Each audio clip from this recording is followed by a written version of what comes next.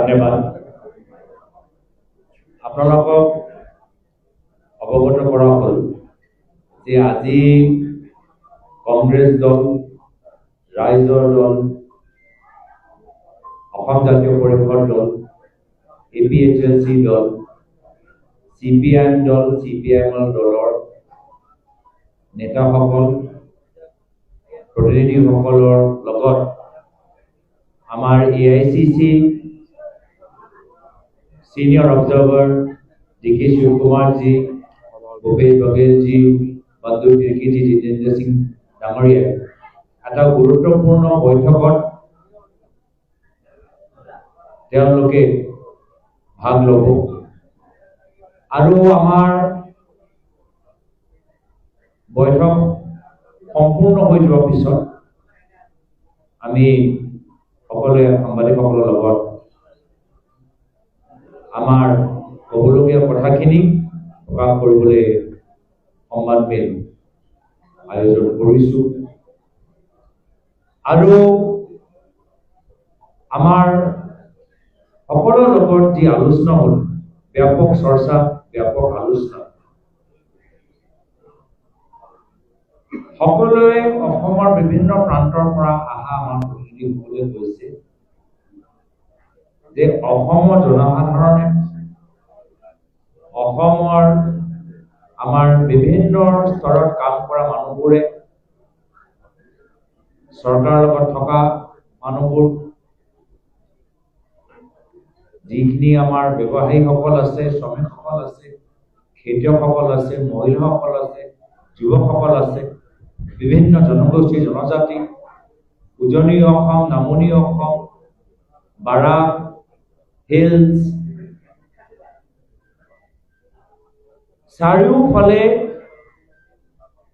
অসমৰ জনসাধাৰণে এইবাৰ এখন নতুন চৰকাৰ গঢ় দিবলৈ নিজৰ ভোট যোৱা আমাৰ 9 তাৰিখত তেওঁলোকে প্ৰকাশ কৰিছে আৰু যাৰ যি ফলাফল আমি অহা 4 তাৰিখত আমি গম পাম।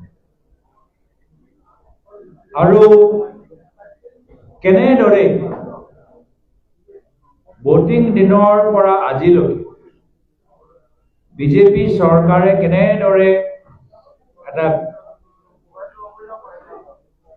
বিসংগতি সৃষ্টি কৰিছে তাৰ ওপৰতো কিছুমান প্ৰাৰ্থীসকলে আমাক বিশেষভাৱে জনালে আৰু লগে লগে আমাক ৰিপৰ্ট দিলে যে তেওঁলোকৰ তৎপৰতাৰ যোগেদি প্ৰশাসনৰ ওপৰত হেঁচা দিয়াৰ পিছত যি তেওঁলোকে লোকফল গাফিলতি দেখা পাইছিল, লগে লগে প্ৰশাসনে শুদ্ধ কৰিবলৈ বাধ্য হ'ল।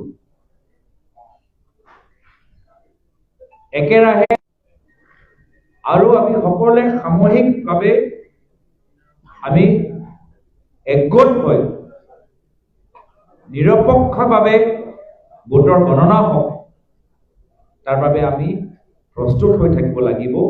এই সম্পৰ্কত আমি এটা চৰ্চাত ভাগ ল'লোঁ। এই চৰ্চাত আমাৰ গোটেইবোৰ দলৰ প্ৰতিনিধিসকল আছে, অখিল গগৈ ডাঙৰীয়া, লুৰিণজ্যোতি গগৈ ডাঙৰীয়া, সুপ্ৰকাশ আলগা ডাঙৰীয়া, জয়নীতি কাঠা ডাঙৰীয়া, আমাৰ বিবেক দাস ডাঙৰীয়া, সকলোৱে আমাৰ মাজত উপস্থিত আছিল। আৰু ইয়াৰ পৰা এটা বাৰ্তা যাওক যে যোৱা কিছুদিন আগত এক্সিট পোল যোগেদি বিজেপিয়ে যি বিভ্ৰান্তি সৃষ্টি কৰিবলৈ বিচাৰিছিল, এই বিভ্ৰান্তি জালত না বিৰোধী দলৰ মানুহবোৰে ভৰি দিছে, এই বিভ্ৰান্তি জালত না অসমৰ ৰাইজে তাত ভৰি দিছে। DK Shiv Kumar ji, who took a very early 6 a.m. flight from Bangalore, and I also congratulate him, our best wishes for the latest addition to his family. Positive approach. Whatever the media has reported on the and we are confident in our own internal survey. We had a discussion with all our leaders. All our candidates are confident. They have lost confidence that they will with this election. In the internal currents are also flowing on. Some of them have tried to approach our leaders also, our candidates also, our associates also. But we all have stood here, knowing, sharing lot of information between ourselves. Then we decided to join here. So we all came here to meet all of us. We have exchanged notes. We have given them direction how to handle the election counting day. We know that the official machinery will be misused. You know that they will try to misuse the official machinery. We have guided them what has to be done. They have come out with their own experiences. So a separate cell, our war room in Delhi, a legal room in Delhi, a legal room in Assam, Guwahati also will be there. My General Secretary will be here. We will also be a part of this counting here. So all of us will be alert here and we will see that we protect our candidates. We know that they try to do a lot of mischief because already they are trying to approach us. They have the fear of losing this election. So they are trying to approach our people. If they are confident, they wouldn't have tried to contact any of us. But we don't want to disclose any of the names here. But anyway, as far as the Congress party and its alliance, we are confident that the people of Assam will go for a change and will have a new government in Assam.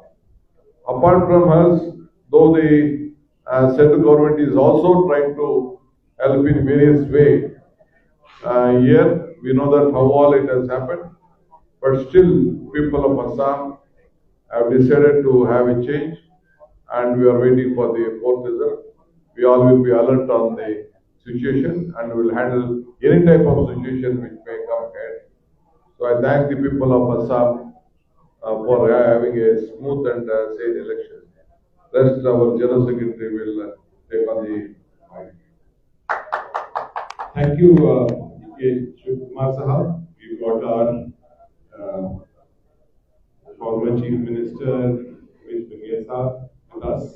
He's a senior observer of the BCC with us, BCC President Gaurav Gogoi ji हमारे साथ विराजमान हैं, फिर गोगोई साहब हमारे साथ विराजमान हैं, नूरीन जी विराजमान हैं हमारे साथ जॉन जी विराजमान हैं, AICC सेक्रेटरी सीएम और सभी हमारे साथ हैं। कांग्रेस पार्टी ने बहुत मजबूती के साथ चुनाव लड़ा और विकट परिस्थिति में चुनाव लड़ा। यहाँ भारतीय जनता पार्टी 10-10, 20, 40 और 50-50 करोड़ रुपए खर्च कर रही है, वोट खरीदने का काम कर रहा है, शराब बेच रही है, डरा रहे हैं, धमका रहे हैं, हर वोटर को धमकी मिल रही थी, हर महिला को धमकी मिल रही थी।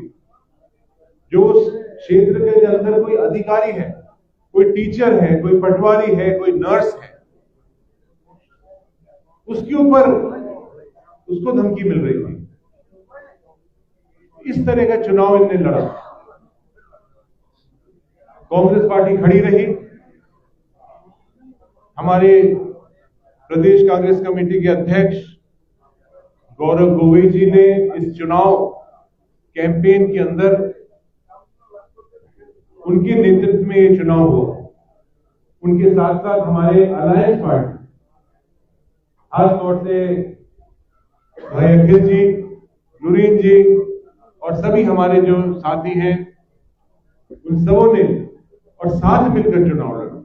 जिस सीटों के ऊपर आपका कैंडिडेट था, उसमें कांग्रेस साथ में लगी रही। आसाम की जनता चाहती थी इस सरकार से, 5 साल का दुशासन से, 5 साल का जो बेईमानी की सरकार, करप्ट सरकार से छुटकारा पानी चाहती थी। जहां तक कि मैं सर्वे कॉन्फिडेंट हूं कि हमारी तो 90 आ रही है, 95 सीट आ रही है, 95 आ रही है।